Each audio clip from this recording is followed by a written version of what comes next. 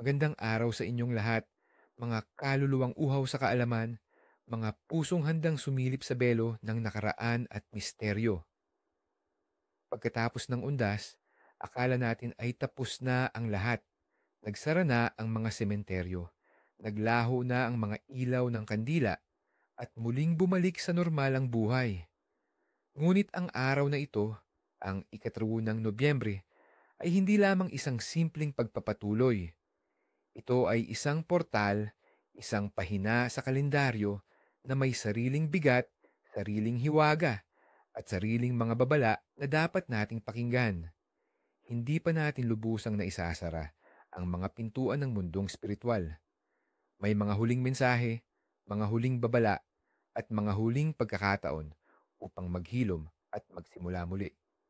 Ang ika-3 ng Nobyembre ay tinaguriang araw ng mahiwagang paghilom, ang sikreto ng San Martin. Sa kalendaryong Katoliko, ipinagdiriwang natin ang kapistahan ni San Martin de Porres, isang santo na ang buhay ay puno ng kababaang loob, pagmamahal sa kapwa, at mga himala.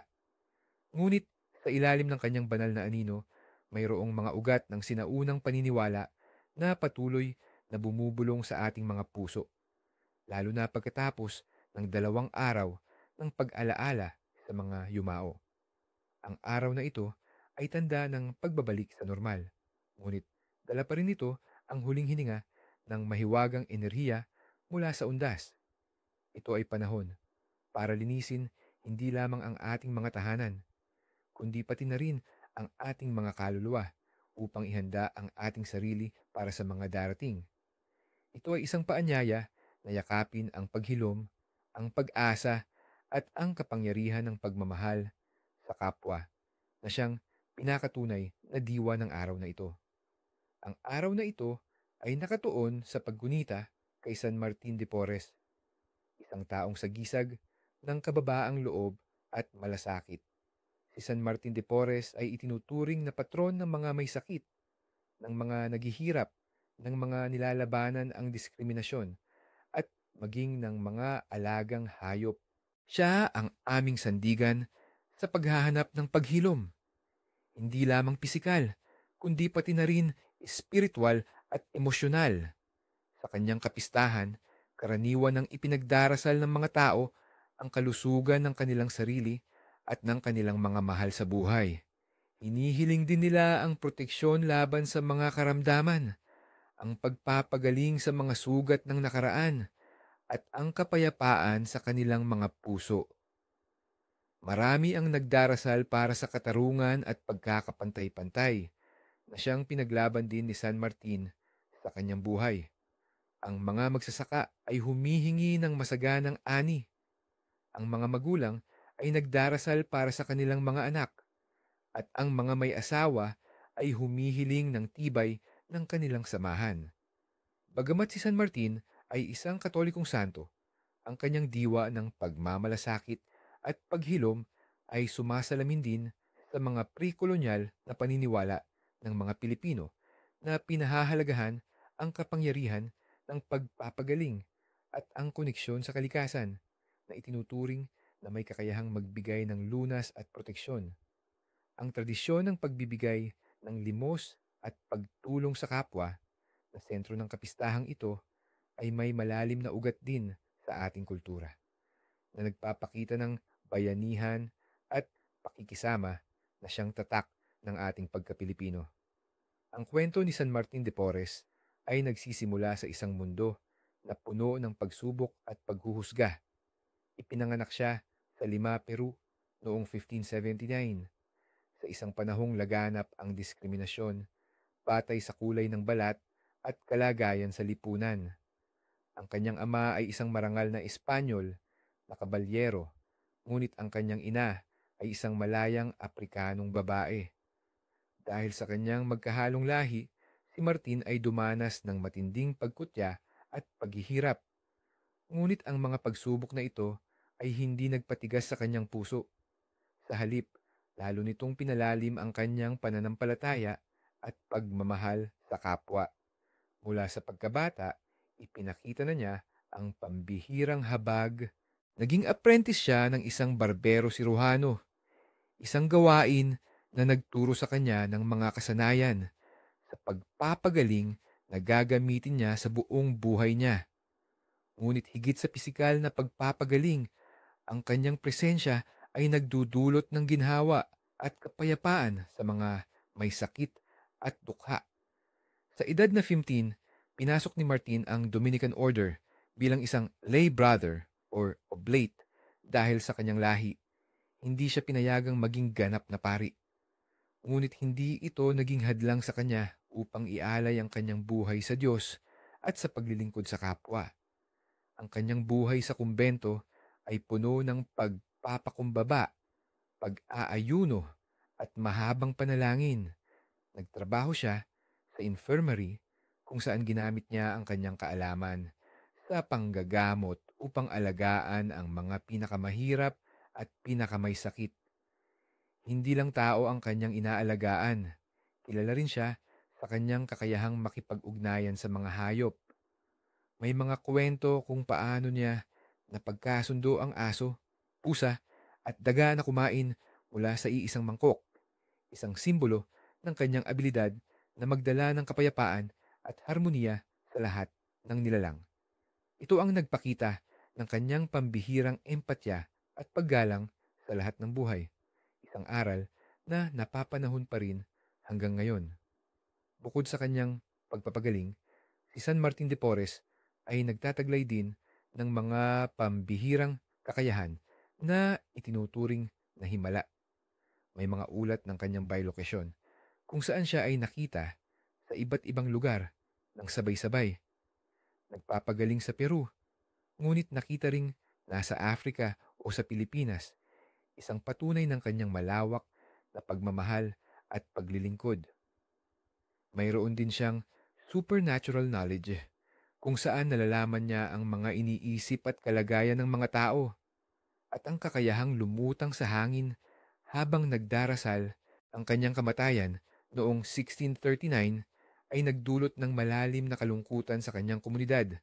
Ngunit ang kanyang pamana ng kababaang loob, paglilingkod at pagmamahal ay patuloy na nagbigay inspirasyon.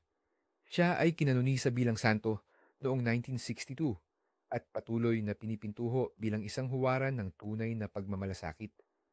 Ang kanyang buhay ay isang paalala na ang tunay na kapangyarihan ay nasa kababaang loob at ang tunay na paghilom ay nagsisimula sa puso. Mga palatandaan ng kapalaran sa ikatrawasan ng Nobyembre, mga lihim na palatandaan ng buhay. Mga palatandaan mula sa kalikasan at kapaligiran. 1. Kapag maaliwalas ang langit at may malinaw na sikat ng araw. Sa araw na ito, kung ang kalangitan ay malinaw at ang araw ay sumisikat ng buong ningning, ito ay isang napakagandang tanda. Ito ay nangangahulugang ang mga pagpapala mula sa itaas ay bumubuhos sa mundo at ang mga kaluluwa na dumaan ay natagpuan na ang kanilang kapayapaan. Pinaniniwalaan na nagpapahiwatig ito ng masaganang ani sa susunod na taon at magandang kapalaran sa lahat ng iyong mga proyekto. Ito ay tanda ng kalinawan ng pag-iisip at ng pagdating ng mga solusyon sa mga problemang matagal nang bumabagabag sa iyo. 2. Kung umuulan, lalo na ng mahina at tuloy-tuloy. Kung ang araw ay sinalubong ng mahinang ambon o tuloy-tuloy na pag-ulan, huwag itong bigyan ng masamang kahulugan. Ito ay sinasabing isang ritual ng paglilinis ng kalikasan. Ang lupa ay hinuhugasan mula sa anumang natitirang bigat o kalungkutan na dala ng undas. Ito ay nagpapahiwatig ng pagpapala sa mga pananim at ng paghilom sa mga sugat ng nakaraan. Ito ay nagsasabi na ang anumang negatibong enerhiya ay nililinis at ang bagong simula ay nasa daan. 3. Ang paglipad ng maraming ibon sa isang direksyon. Obserbahan ang paggalaw ng mga ibon. Kung makakita ka ng maraming ibon na lumilipad sa iisang direksyon ng sabay-sabay, ito ay nagpapahiwatig ng pagbabago sa kapalaran o paglipat ng enerhiya. Kung patungong silangan, Tanda ito ng bagong simula at pag-asa. Kung patungong kanluran, maaaring may darating na pagtatapos o paglaya mula sa nakaraan. Ang mga ibon ay itinuturing ng mga mensahero at ang kanilang paglipad ay nagdadala ng babala o pagpapala. 4. Kapag may nakitang bahaghari, kahit maliit, ang bahaghari ay palaging simbolo ng pag-asa at paggaling. Kung may lumitaw na bahaghari sa araw na ito, kahit gaano pa kaliit, ito ay isang malakas na senyales ng paghilom pagkatapos ng kalungkutan ng undas. Ito ay parang isang tulay na nag-uugnay sa kalangitan at sa lupa, nagdadala ng kapayapaan at pagpapanumbalik ng balanse. Ang bawat kulay ay nangangahulugang paggaling sa iba't ibang aspeto ng buhay, kalusugan, pag-ibig, yaman. Mimba, ang pagkarinig ng huni ng mga kuliglig sa tanghali. Ang mga kuliglig ay karaniwang humuhuni sa gabi. Kung marinig mo ang kanilang huni sa gitna ng tanghali, ito ay isang pambihirang pangyayari na maaaring maging babala ng papalapit na pagsubok o isang tawag sa iyo upang tuparin ang isang matagal ng mitiin. Ang unnatural na oras ng kanilang huni ay nagpapahiwatig ng isang mensahe na hindi dapat balewalain, isang paggising sa iyong intuisyon upang maging handa. 6.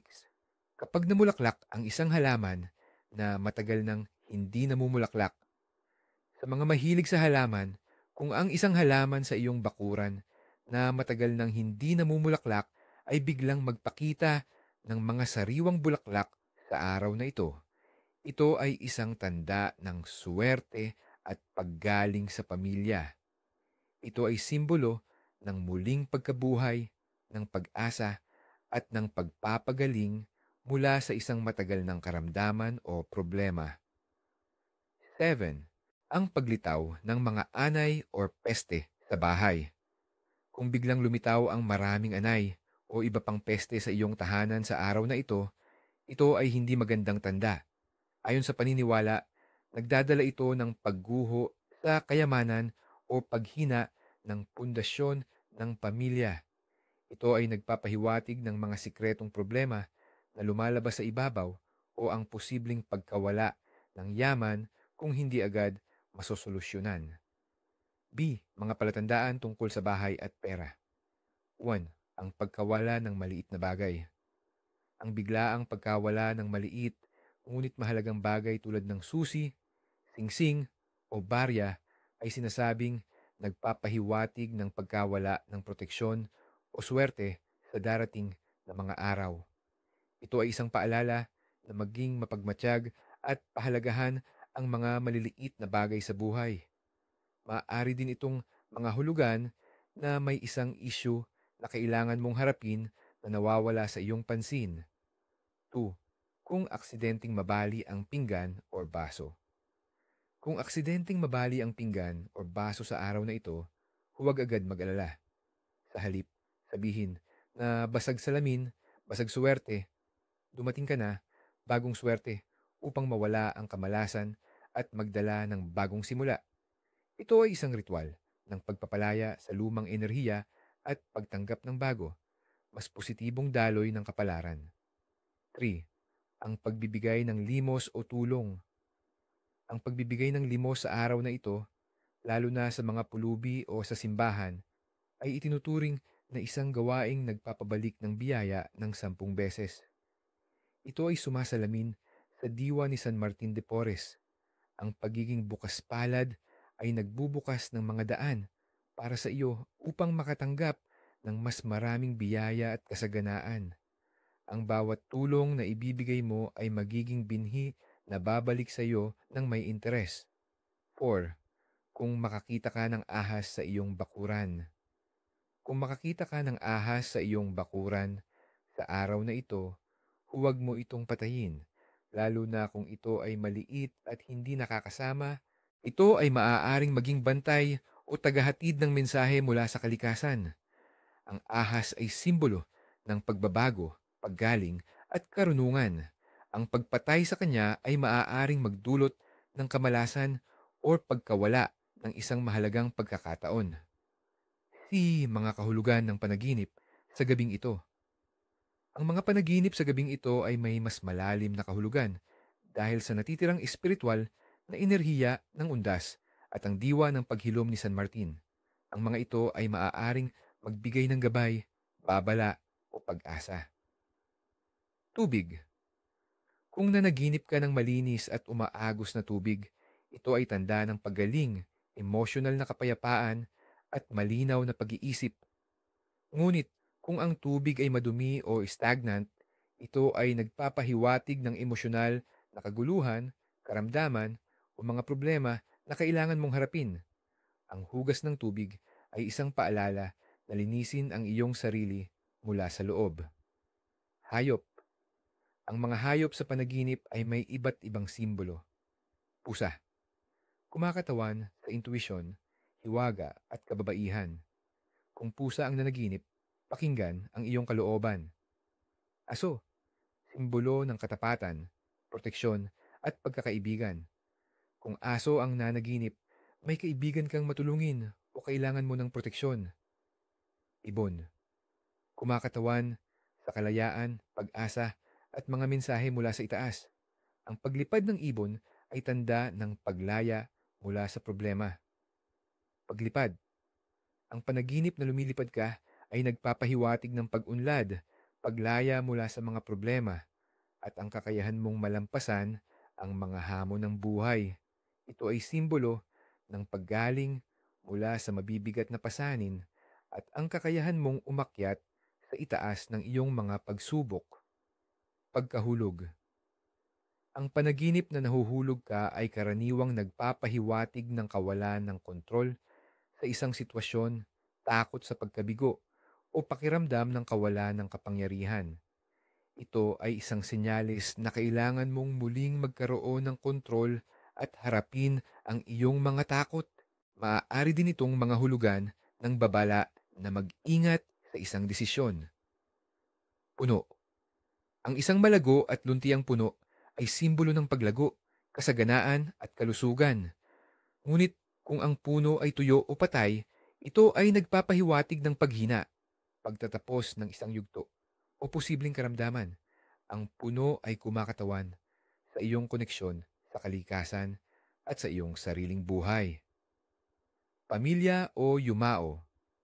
Kung nakikita mo ang iyong mga pamilya, lalo na ang mga yumao, maaaring may mensahe silang nais iparating o kailangan nila ng panalangin. Ito ay tanda na ang belo sa pagitan ng mga mundo ay nananatiling bukas at ang mga mahal mo sa buhay ay naghahanap ng koneksyon. Pakinggan ang anumang salita o pakiramdam na ibinibigay nila. Mga isinilang sa araw na ito. Ang mga isinilang sa ika-3 ng Nobyembre ay pinaniniwala ang taglay ang mga katangian ni San Martin de Porres. Mapagpakumbaba, matulungin, may malalim na intuisyon at may likas na kakayahang magpagaling o magdala ng kapayapaan sa kanilang paligid. Sila ay madalas na nakakaranas ng mga di pangkaraniwang pangyayari na tila may koneksyon sila sa mas mataas na kapangyarihan o sa mundong espiritual. Sila ay mayroong malalim na empatiya at kahabagan na nagtutulak sa kanila upang tumulong sa mga nangangailangan. Sila ay tapat na kaibigan at mapagmahal na kapamilya, ngunit madalas ay sensitibo sa enerhiya ng iba, kung kaya't kailangan nilang protektahan ang kanilang sarili mula sa mga negatibong impluensya. Ang kanilang buhay ay magiging isang paglalakbay ng pagtuklas sa kanilang sariling kapangyarihan na gumawa ng kabutihan at magdala ng paghilom. Sila ay magaling magtanim at mag-alaga ng mga hayop na nagpapakita ng kanilang koneksyon sa kalikasan. Ang kanilang kapalaran ay nakasulat sa paglilingkod at pagiging ilaw sa dilim para sa iba. Sila ay may likas na abilidad na maging mga manggagamot, tagapayo o anumang propesyon na nakatuon sa pagtulong sa kapwa. Imeningki sa araw na ito.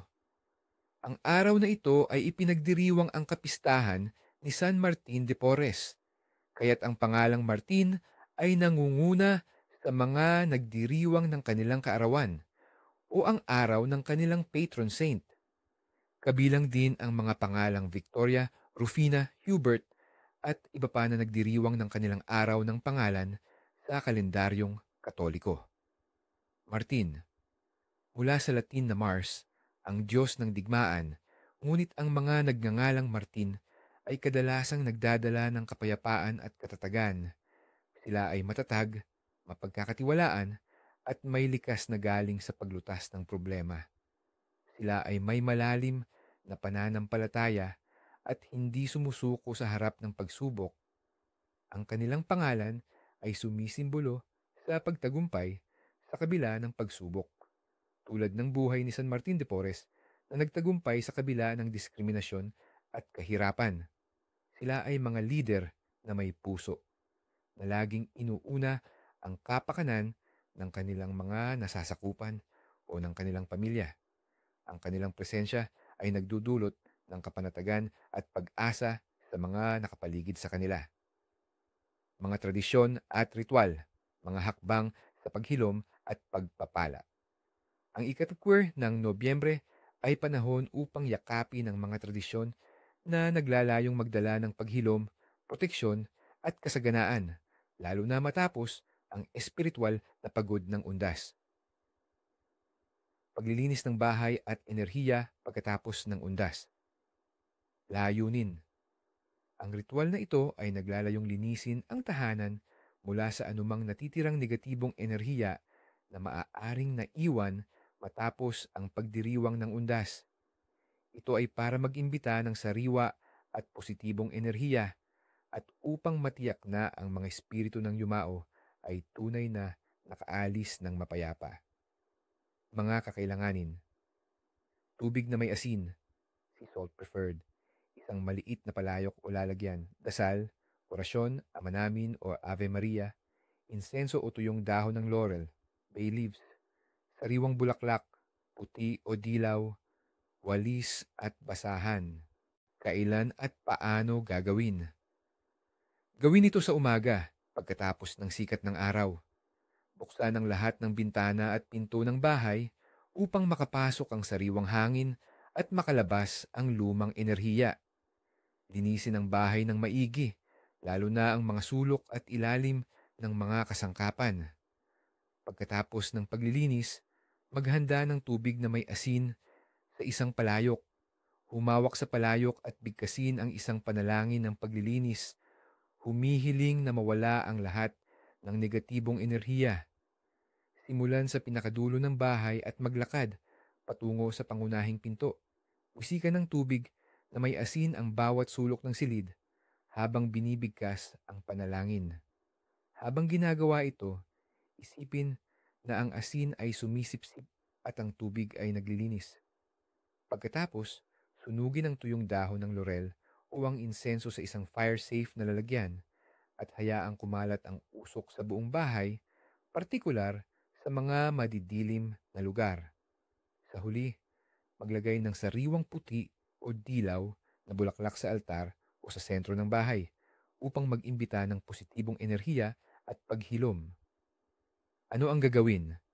Pagkatapos, ang dumi o anumang basura mula sa paglilinis ay dapat ilabas agad sa bahay at itapon sa labas ng bakuran. Ang anumang tubig na may asin na natira ay ibuhos din sa labas. Iwanang nakabukas ang mga bintana at pinto sa loob ng ilang oras upang lubusang makapasok ang sariwang hangin at liwanag. Damhin ang pagbabago sa enerhiya ng iyong tahanan, mas magaan, mas mapayapa. Panalangin para sa paghilom at proteksyon mula kay San Martin de Porres. Layunin. Upang ipatawag si San Martin de Porres para sa paghilom ng pisikal, emosyonal, espiritual at proteksyon laban sa anumang pinsala o negatibong impluensya na maaaring manatili matapos ang undas. Mga kakailanganin. Isang imahen o litrato ni San Martin de Porres, kung mayroon, isang kandila, mas mainam ang kulay lila o puti, simbolo ng paghilom at kapayapaan, isang baso ng malinis na tubig, Kailan at paano gagawin? Gawin ito sa gabi, bago matulog, o sa anumang tahimik na oras na hindi ka maaabala. Maghanap ng isang tahimik na sulok sa iyong tahanan. Ilagay ang imahen ni San Martin sa isang maliit na altar o mesa. Sindihan ang kandila. Huminga ng malalim ng 3 beses at ipikit ang iyong mga mata. Isipin ang ilaw ng kandila na pumupuno sa iyo ng paghilom at proteksyon. Pagkatapos, bigkasin ang sumusunod na panalangin. O maluwalhating San Martin de Porres, mapagpakumbabang alagad ng Diyos, dinggin mo ang aming panalangin. Ikaw na tagapagpagaling ng mga may sakit, tagapag-aliw ng mga nagdadalamhati, at tagapagtanggol ng mga api. Idalangin mo kami sa Diyos amang makapangyarihan, upang kami ay paghilumin mula sa lahat ng karamdaman ng katawan at kaluluwa. Maprotektahan mula sa lahat ng kasamaan at masasamang enerhiya at patnubayan sa landas ng kabutihan, pagmamahal at kapayapaan. Sa pamamagitan ni Kristo na aming Panginoon. Amen.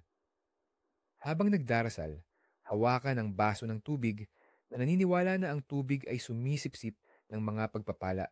Maglaan ng ilang sandali upang magnilay sa iyong mga kahilingan at pasasalamat. Ano ang gagawin? Pagkatapos, hayaan ang kandila na masunog ng buo. Huwag iwanang walang bantay. Pagkatapos ng panalangin, inumin ang tubig na naniniwala na ito ay may dalang paghilom at proteksyon. Kung may bahaging masakit sa iyong katawan, maaari mo ring ipahid ang tubig sa bahaging ito. Ang baso ay maaaring hugasan at gamitin muli. True, pagbabahagi ng pagkain sa nangangailangan, ang diwa ng generosity. Layunin. Ang ritual na ito ay direktang kumakatawan sa diwa ng pagmamalasakit at pagbibigay ni San Martin de Porres. Layunin nitong lumikha ng positibong karma, mag-imbita ng masaganang biyaya sa iyong buhay at magbigay ng paghilom sa mga sugat ng lipunan sa pamamagitan ng pagmamahal. Mga kakailanganin. Inihandang pagkain. Simple ngunit masustansya tulad ng lugaw, tinapay o kanin at ulam. Bukas na puso at espiritu ng pagbibigay. Kailan at paano gagawin? Gawin ito sa anumang oras ng araw. Maghanda ng simpleng pagkain na sapat para sa ilang tao. Maaaring ito ay isang lutuin na madaling ibahagi tulad ng lugaw, tinapay at kape o mga prutas. Hanapin ang mga nangangailangan sa iyong komunidad, mga pulubi, matatanda na walang pamilya o mga pamilyang hirap sa buhay. Personal na ibigay ang pagkain ng may ngiti at puso, nang walang hinihintay na kapalit. Kung hindi ka makalabas, maaari ka ring mag-abuloy sa mga charity, simbahan, or soup kitchen na tumutulong sa mga mahihirap. Ang mahalaga ay ang intensyon ng pagbibigay at pagmamahal. Ano ang gagawin? Pagkatapos, maniwala na ang bawat pagbibigay ay bumabalik ng doble, hindi lamang sa material na bagay, kundi pati na rin sa espiritual na kapayapaan, kagalakan, at masaganang kalusugan. Ang gawaing ito ay naglilinis ng iyong kaluluwa at nagbubukas ng mga daan para sa mas maraming biyaya. Pag-aalaga sa mga alagang hayop at kalikasan. Layunin. Sumasalamin ito sa pagmamahal ni San Martin de Porres sa lahat ng nilalang. Ito ay naglalayong magdala ng balanse at harmoniya sa iyong paligid, pati na rin mag-imbita ng positibong enerhiya mula sa kalikasan. Mga kakailanganin. Pagkain para sa mga alagang hayop, malinis na tubig, oras at atensyon, halaman o buto ng halaman. Kung wala kang alaga, kailan at paano gagawin? Gawin ito sa buong araw. Kung mayroon kang mga alagang hayop, bigyan sila ng ekstra na atensyon at pagmamahal. Siguraduhin na sila ay may sapat na pagkain at malinis na tubig. Kung wala kang alaga, maaari kang mag-alaga ng mga ligaw na hayop sa iyong bakuran tulad ng pagbibigay ng tira-tirang pagkain sa mga ibon o pusa o magtanim ng mga halaman sa iyong bakuran o sa isang bakanting lote. Maglaan ng oras upang makipag-ugnayan sa kalikasan, maglakad sa parke, magnilay sa ilalim ng puno o diligin ang iyong mga halaman. Magbigay ng pasasalamat sa mga nilalang na ito para sa kanilang presensya at kontribusyon sa mundo. Ano ang gagawin pagkatapos? Damhin ang kapayapaan at koneksyon sa kalikasan. Ang pag-aalaga sa iba pang nilalang ay nagpapalawak ng iyong kakayahang magmahal at nagdadala ng masaganang biyaya sa iyong buhay. Mga kulinaring tradisyon ng araw.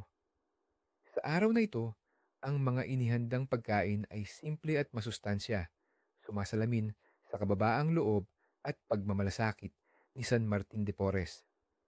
Ang mga ito ay hindi lamang nagpapakabusog, kundi nagbibigay din ng espiritual na sustansya. Mahalagang tandaan na ang paghahanda ng pagkain sa araw na ito ay dapat may intensyon ng paghilom at pagbibigay, hindi ng pagpapakitang gilas. 1. Lugaw ni San Martin. Ito ay isang mainit at nakabubusog na lugaw na karaniwang niluluto na may iba't ibang gulay at kung kaya ay may manok o karne. Ang lugaw ay simbolo ng paghilom ng katawan at kaluluwa, madaling kainin at nagbibigay ginhawa. Ito ay perpekto para sa mga nagpapagaling mula sa karamdaman o para sa mga nangangailangan ng kaunting init sa kanilang puso. Ang pagluluto nito ay may kasamang panalangin para sa kalusugan ng pamilya. 2. Pansit. Ang pansit ay hindi lamang masarap, kundi simbolo rin ng mahabang buhay. Ang mahabang noodles ay kumakatawan sa mahabang panahon ng pagpapala at kalusugan. Sa araw na ito, ang pagluluto ng pansit ay may kasamang pag-asa para sa patuloy na kalusugan at buhay na puno ng kasaganaan. Ito ay karaniwang ibinabahagi sa pamilya at mga kaibigan bilang tanda ng pagkakaisa. 3. Galapong nakakanin. Ang mga kakanin na gawa sa galapong tulad ng suman, puto o bibingka ay mahalaga sa araw na ito. Ang mga ito ay sumisimbolo sa pagkakaisa at pagkakabuklod ng pamilya. Ang malagkit na tekstura ng mga kakanin ay kumakatawan sa pagdidikit-dikit ng mga miyembro ng pamilya, nagpapatibay sa kanilang samahan. Ang pagbabahagi ng mga kakaning ito ay nagdudulot ng tamis at ligaya sa mga puso na siyang kailangan pagkatapos ng undas. 4. Mga prutas. Ang mga sariwang prutas, lalo na ang saging at mangga, ay mahalaga sa mesa. Sila ay kumakatawan sa kasaganaan at kalusugan mula sa kalikasan. Ang paghahain ng mga prutas ay isang simpleng paraan upang magpasalamat sa mga biyaya at upang mag-imbita ng sariwang enerhiya sa tahanan. Ang pagkakaloob ng prutas sa mga nangangailangan ay isa ring mainam na gawain sa araw na ito. Iwasan ang paghahanda ng mga mamahaling putahe. Ang diwa ay nasa simpleng pagbibigay at pagmamalasakit, hindi sa karangyaan. Ituon ang pansin sa pagiging bukas palad sa mga kapwa at sa pagbabahagi ng mga pagpapala. Mga mahigpit na bawal sa ika-3 ng Nobyembre. Huwag subukan ang kapalaran. Ang araw na ito, nakasunod ng undas, ay nagtataglay pa rin ng mga sensitibong enerhiya. May mga gawain na mahigpit na ipinagbabawal upang hindi mag-imbita ng kamalasan, sakit o pagtaboy sa swerte. 1. Huwag mag-usap ng negatibong bagay tungkol sa undas o mga patay. Mistikong dahilan. Ang pag-uungkat ng masasamang alaala, kaba o negatibong karanasan tungkol sa undas o sa mga yumao ay sinasabing nag-iimbitahan ng negatibong enerhiya at nagpapahirap sa pag-alis ng mga kaluluwa na maaaring naghahanap pa rin ng kapayapaan. Ito ay parang pagbubukas muli ng isang pintuan na dapat sana ay nakasara na. Ang pagbanggit sa mga ito ay maaaring makaakit sa mga hindi paganap na lumilisan na espiritu upang manatili at gambalain ang mga nabubuhay. Posibleng kahihinatnan. Kung lalabagin ang pagbabawal na ito, Maaari mong maranasan ang patuloy na kalungkutan, pagkabagabag, or pakiramdam ng bigat sa iyong paligid. Ang enerhiya ng kalumbayan ay maaaring kumapit sa iyo at sa iyong tahanan na magdudulot ng hindi pagkakatulog, masamang panaginip, o paghina ng iyong sariling aura ng proteksyon. Maaari din itong humantong sa mga hindi inaasahang problema sa pamilya o sa personal na relasyon dahil sa pagiging bukas ng negatibong enerhiya. 2. Huwag magwalis o maglinis ng bahay ng labis sa gabi, mistikong dahilan. Matapos ang undas, may matandang paniniwala na hindi pa lubusang nakakaalis ang lahat ng kaluluwa o enerhiya. Ang pagwawalis ng bahay, lalo na sa gabi, ay itinuturing na isang aktibidad na hindi lamang nagtataboy ng anumang natitirang swerte na maaaring iwan ng mga anghel o mabubuting spirito na bumibisita, kundi nagbubukas din ng daan para sa mga hindi ka nais-nais na espiritu na pumasok sa loob. Pinaniniwalaan na sa pagitan ng takip silim at hating gabi, ang belo sa pagitan ng ating mundo at ng kabilang buhay ay nananatiling manipis. Ang pagwawalis sa panahong ito ay parang pagwalis ng proteksyon ng iyong tahanan. Ang bawat hampas ng walis ay parang pagbukas ng pintuan sa mga enerhiya na hindi mo nais makapasok. Ang mga kaluluwang ligaw o mga espiritu na may masamang hangarin ay maaaring makahanap ng daan papasok na magdulot ng kalungkutan, karamdaman o kaguluhan sa tahanan. Posibleng kahihinatnan. Kung lalabagin ang pagbabawal na ito, maaari mong maranasan ang biglaang pagkawala ng swerte sa pamilya, paglaganap ng mga maliliit na aksidente o aberya sa loob ng bahay, ang pakiramdam ng bigat o lamig sa mga sulok ng iyong tahanan ay maaaring maging senyales na may hindi inaasahang bisita kang naakit. Maaari ding maging magulo ang pagtulog ng mga bata o ang pakiramdam ng pagkabagabag sa gabi ay maging madalas. Kaya't ipinapayo tuna ang paglilinis ng bahay ay gawin sa umaga at sa gabi ay manatili sa kapayapaan. 3. Bawal magpakitang gilas o magyabang, pride, boasting. Mistikong dahilan. Si San Martin de Porres ay sagisag ng kababaang loob at paglilingkod. Ang pagyayabang o pagpapakitang gilas ay isang direktang paglapastangan sa kanyang espiritu at sa diwa ng araw na ito. Ito ay nag-aakit ng inggit mula sa masasamang mata o sa mga maligno na naiinggit sa tagumpay ng iba. Ang pagiging mapagmataas ay nagtataboy ng mga pagpapala at nagbubukas ng sarili sa negatibong enerhiya. Posibleng kahihinatnan. Ang paglabag sa pagbabawal na ito ay maaaring magdulot ng kamalasan sa mga susunod na araw. Maaaring mawala ang yaman na ipinagyayabang o mabigo ang mga planong matagal nang pinaghandaan. Maaari ka ring makaranas ng mga hindi inaasahang problema sa relasyon dahil sa pagiging mayabang. Ang pakiramdam ng inggit mula sa iba ay maaaring magdulot ng sakit o karamdaman sa iyo o sa iyong pamilya. Kaya't mahalaga ang pagpapakumbaba. 4. Huwag mag-iwan ng maruming lalagyan ng pagkain sa labas ng bahay o nang walang takip. Mistikong dahilan. Inaakit nito ang mga peste tulad ng ipis, daga at langgam. Sa mas mistikong kahulugan, ang mga maruming lalagyan ng pagkain na hindi nakatakip ay nag-iimbita ng masasamang elemento o mga espiritu ng gutom na gustong sumipsip ng enerhiya ng iyong tahanan at magdulot ng kakulangan. Ang mga ito ay nagdadala ng kaguluhan at sakit.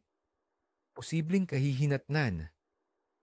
Ang paglabag sa patakarang ito ay maaaring magdulot ng sakit sa pamilya, lalo na sa mga bata, dahil sa mga peste na dala ng mikrobyo. Sa espiritual na aspeto, maaaring makaranas ng pagkawala ng kasaganaan at kalusugan sa tahanan at ang pakiramdam ng pagiging kulang o hindi sapat sa mga pangangailangan ng pamilya. Ito ay parang pag-imbita sa kahirapan na pumasok sa iyong pinto. Paiba, iwasan ang pagpapahiram o pangungutang ng pera, lalo na sa mahalagang halaga. Mistikong dahilan, ang araw na ito ay para sa paghilom at pagpapanumbalik ng balanse. Ang pagpapahiram ng pera ay sinasabing nagdadala ng paghihirap sa iyong sariling pananalapi, habang ang pangungutang ay nagiging tanikala na mahirap tanggalin at nagpapahirap sa paghilom ng iyong pinansyal na sitwasyon. Ito ay nagdudulot ng imbalance sa iyong pinansyal na enerhiya at maaaring magpahirap sa pagbalik ng pera o sa pagbabayad ng utang. Posibleng kahihinatnan. Kung lalabagin ito, maaari kang makaranas ng hindi inaasahang gastusin o pagkakabaon sa utang na mahirap bayaran. Ang mga pagpapala sa pera ay maaaring lumayo at ang pakiramdam ng kakapusan ay maaaring mamayani. Maaari din itong magdulot ng away o hindi pagkakaunawaan sa pagitan ng magkaibigan o kapamilya dahil sa pinansyal na usapin. Kung talagang kailangan, gawin ito sa ibang araw. Bawal magputol ng puno, lalo na ang matatandang puno. Mistikong dahilan. Ang mga matatandang puno, lalo na sa Pilipinas, ay pinaniniwalaang tahanan ng mga espiritu ng kalikasan tulad ng mga engkanto, nuno sa punso, o kapre. Ang pagistorbo sa kanila, lalo na sa pamamagitan ng pagputol ng kanilang tahanan, ay nagdudulot ng matinding sumpa at galit mula sa mga nilalang na ito. Ito ay isang paglabag sa paggalang sa kalikasan na nagdudulot ng negatibong karma. Posibleng kahihinatnan. Ang paglabag sa pagbabawal na ito ay maaaring magdulot ng malubhang sakit, aksidente, o matinding kamalasan sa pamilya. Maaaring maranasan ang biglaang paghina ng kalusugan o pagkawala ng mga mahal sa buhay. Ang mga masasamang pangyayari ay maaaring maging sunod-sunod na parang sinisisika ng kalikasan. Kaya't mahalaga ang paghingi ng paumanhin o pag-aalay ng simpleng ritual kung talagang kinakailangan ang pagputol. 7. Huwag magalitan o mag-away sa loob ng bahay. Mistikong dahilan. Ang araw na ito ay para sa paghilom at kapayapaan. Ang negatibong enerhiya ng pag-aaway o pag-aalitan ay nakakasira sa harmoniya ng tahanan at nagtataboy ng mga pagpapala. Ito ay lumilikha ng isang kapaligiran na hindi kaaya-aya para sa mga mabubuting spirito at anghel na bumisita at nagiiwan ng butas sa proteksyon ng iyong tahanan. Ang bawat negatibong salita ay parang kutsilyong sumusugat sa espiritu ng tahanan. Posibleng kahihinatnan. Ang paglabag sa patakarang ito ay maaaring magdulot ng patuloy na hindi pagkakaunawaan at paglayo ng swerte sa tahanan. Ang pakiramdam ng bigat at tensyon ay maaaring mamayani na nagiging sanhi ng mas maraming away. Maaaring makaranas ng problema sa komunikasyon sa pamilya at hindi pagkakatulog dahil sa pagkabagabag. Ang kapayapaan na dapat ay naroon ay mapapalitan ng kaguluhan. 8. Huwag mag-iwan ng labada sa labas ng gabi, lalo na ang mga damit ng bata. Mistikong dahilan. May matandang paniniwala na ang mga masasamang hangin o inggit ay maaaring kumapit sa damit, lalo na sa mga damit ng bata na mas sensitibo. Ang mga espiritu ng karamdaman ay sinasabing naglalakbay sa gabi at maaaring dumikit sa mga damit na nakasampay na nagdadala ng sakit sa magsuot. Ito ay nagbubukas din ng pagkakataon para sa mga elemento na maglaro sa mga personal na gamit. Posibleng kahihinatnan. Ang paglabag sa pagbabawal na ito ay maaaring magdulot ng karamdaman, lalo na sa mga bata, o pagdala ng malas sa sino mang magsuot ng mga damit na naiwan sa labas. Ang mga ito ay maaaring magkaroon ng lamig o pasma na hindi nakikita, ngunit nararamdaman sa katawan. Maaari din itong humantong sa pagkakaroon ng mga hindi maipaliwanag na sakit o pagiging iritable. Kaya't mahalaga na isukbit ang mga labada bago lumubog ang araw. 9. Iwasan ang pagsisimula ng bagong negosyo o malaking proyekto. Mistikong dahilan. Ang araw na ito ay mas para sa paghilom, pagpaplano at pagpapahinga, hindi para sa mabilis at masiglang pagsisimula na nangangailangan ng malaking enerhiya. Ang mga enerhiya sa paligid ay hindi pagganap na balanse at ang pagsisimula ng isang bagong bagay ay maaaring maharap sa mga hindi inaasahang balakid o pagkabigo. Ito ay parang pagtatanim ng binhi sa hindi pa handang lupa. Posibleng kahihinatnan. Ang paglabag sa pagbabawal na ito ay maaaring magdulot ng pagkabigo sa proyekto o negosyo. Maaaring makaranas ng mga problema sa simula o hindi umunlad ang iyong mga plano ayon sa inaasahan.